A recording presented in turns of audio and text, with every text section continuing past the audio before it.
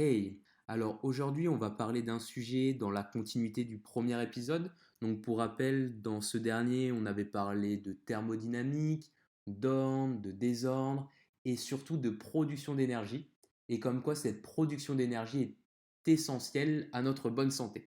Maintenant quand on parle de production d'énergie, eh bien pour produire cette énergie, il nous faut un carburant. Par exemple pour les voitures ça va être l'essence ou le diesel. Eh bien pour nous, pour nos cellules, ça va être les glucides ou les lipides. Maintenant, vous imaginez bien que si votre voiture fonctionne au diesel, si vous mettez de l'essence dans le réservoir, elle va rapidement tomber en panne. Eh bien pour nos cellules, c'est pas exactement la même chose. C'est pas je consomme des graisses et ma cellule meurt, ou je consomme du sucre et ma cellule meurt. Toutefois, nos cellules ont un carburant préférentiel. Et chose qui peut paraître étonnante car on a tendance à le diaboliser de nos jours, mais c'est le sucre, et notamment le glucose, qui est le substrat préférentiel de nos cellules. Et comme vous pouvez vous en douter, nous sommes composés de milliards et de milliards de cellules, et dans certaines d'entre elles, le sucre est quelque chose, donc plutôt pour être bien précis, le glucose est quelque chose d'indispensable, et on appelle ça des cellules glucodépendantes. On peut par exemple nommer les neurones ou nos globules rouges, mais on a aussi des cellules qui ne fonctionnent pas forcément qu'au glucose. Par exemple, c'est le cas de nos muscles. Au repos, notre quadriceps va naturellement plutôt se diriger vers l'oxydation des graisses plutôt que le sucre. Par contre, lorsqu'il va être actif et notamment lors d'efforts intenses, eh bien, il va privilégier cette fois-ci consommer des sucres plutôt que des graisses. Mais le glucose n'est pas uniquement utilisé dans la production d'énergie. Il sert également à synthétiser notre ADN, du cholestérol. Il sert aussi dans le système antioxydant. Mais il peut aussi être transformé en graisse et être stocké, ou être transformé sous forme de glycogène, qui est la réserve de sucre de notre foie et de nos muscles, pour être utilisé au cours de la journée. Maintenant, imaginons la situation suivante. Je ne souhaite plus consommer de sucre parce que j'ai entendu que c'était inflammatoire, que ça causait le diabète, que ça faisait grossir. Et donc je jeûne ou je me mets à une diète cétogène. Alors, bonne nouvelle, vous pouvez arrêter de consommer du sucre du jour au lendemain, donc passer à 0 g de sucre. Votre cerveau va continuer à fonctionner sans problème. Et pourquoi? Parce que j'ai dit au tout début du podcast que les neurones étaient glucodépendants. Eh bien, il faut savoir que quand on apporte du glucose par l'alimentation, ça c'est le plan A au final, c'est tout se passe bien, c'est nickel, j'ai du glucose, je l'envoie aux neurones, mes neurones sont contents. Maintenant, quand ce plan A ne fonctionne pas, eh bien, j'ai un plan B. Mais comme dans la vie de tous les jours, un plan B, c'est en contrepartie, il y a des sacrifices. Et pour le corps, c'est la même chose. Si je n'apporte pas de glucose, ok, pas de problème. Eh bien, je vais aller chercher dans mes graisses pour transformer ces graisses en sucre. Et de cette manière, je vais perdre de la graisse et améliorer ma composition corporelle. Ce qui peut être bénéfique quand on cherche à perdre de la graisse. Mais on peut également aller chercher dans notre masse maigre. Et en parlant de masse maigre, on peut mentionner le muscle et également la glande thymus. La glande thymus, c'est une glande qui fait partie de notre système immunitaire, qui se trouve au niveau de notre thorax et qui a comme rôle notamment de faire maturer nos cellules immunitaires, nos lymphocytes T notamment. Et donc, si, admettons, on fait une analogie de ma glande thymus avec une maison. J'ai ma maison et j'ai des problèmes financiers en ce moment, j'ai besoin de me faire de l'argent, il faut que je vende quelque chose. Eh bien, je me dis, bon, bêtement, comme exemple, je vais vendre mes tuiles de mon toit. Donc super, je vends mes tuiles et je me fais de l'argent. Le problème, c'est que maintenant, j'ai un trou dans mon toit et quand il va pleuvoir, eh bien, ma maison va être inondée. Et donc ça, c'est pas bénéfique. C'est le revers de la médaille au final.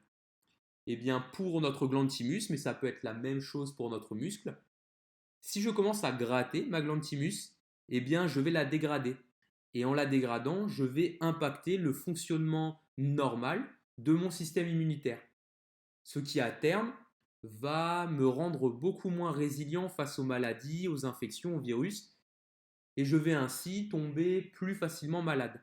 Et pour le muscle, Si je commence à gratter mon muscle et donc à perdre de la masse musculaire, eh bien, je vais réduire par exemple ma dépense énergétique au repos, ce qui va se traduire par une prise de poids facilitée par la suite.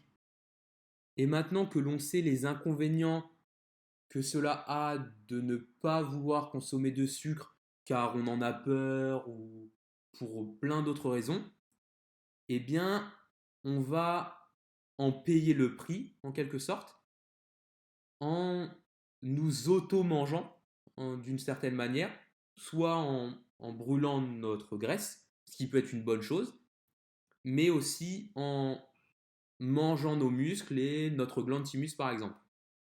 Maintenant, grâce à cet exemple, on a une vision globale, systémique de l'effet de la restriction de sucre sur notre organisme.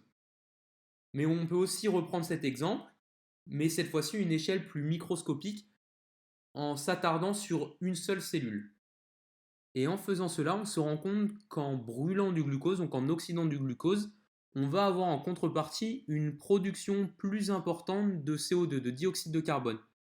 Et ce dioxyde de carbone n'est pas un déchet, bien au contraire, il va nous aider à retirer beaucoup plus facilement l'oxygène qui se trouve dans l'hémoglobine. Ainsi, tel un cercle vertueux, en brûlant du glucose, je produis du CO2. Ce CO2 m'aide à apporter encore plus d'oxygène à ma cellule.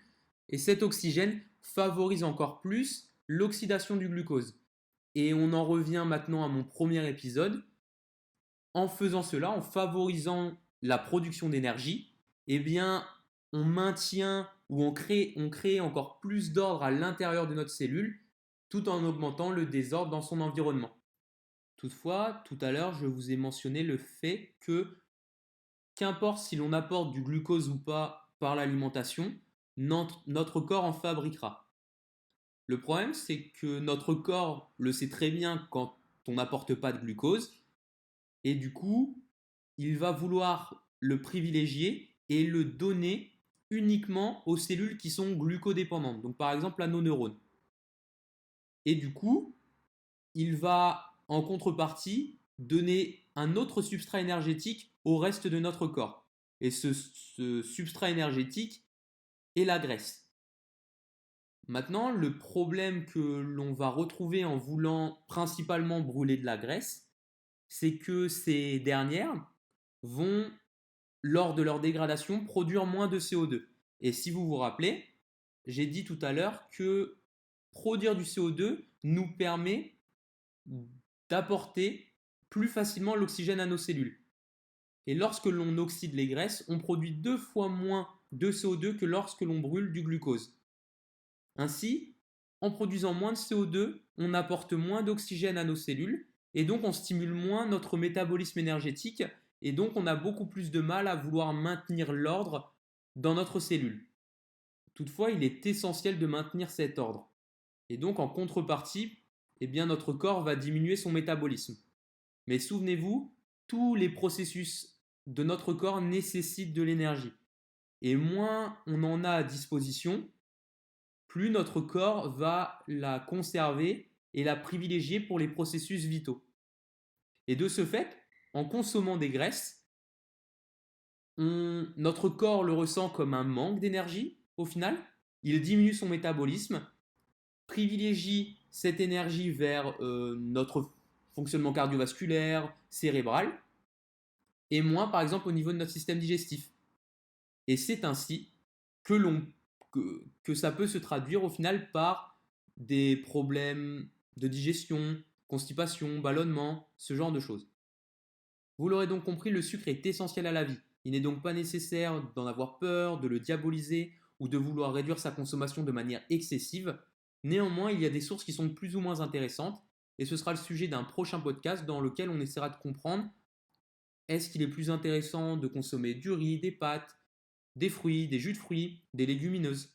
Voilà, donc j'espère que ça vous aura plu. Laissez-moi savoir ce que vous en avez pensé. Vous pouvez retrouver mon travail sur mon compte Instagram Rémi Masson. Et si vous souhaitez en apprendre davantage sur les sciences du sport, de la nutrition, de la santé en général, je vous invite à aller consulter le numéro gratuit de la NMR, donc la Nerdy Muscle Review. C'est la seule revue francophone de vulgarisation scientifique. Vous retrouverez le lien dans la description et dans ma bio Instagram.